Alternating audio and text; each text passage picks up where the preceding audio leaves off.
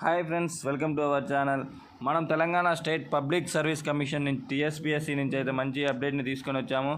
అది ఏంటి అంటే మన రాష్ట్రంలో 563 గ్రూప్ 1 ఉద్యోగాలు అయితే రిలీజ్ అయ్యాయి. దానికి నిన్నటితో లాస్ట్ దరఖాస్తులు కూడా అయిపోయినాయి. 4.3 లక్షల దరఖాస్తులు అయితే వచ్చాయి.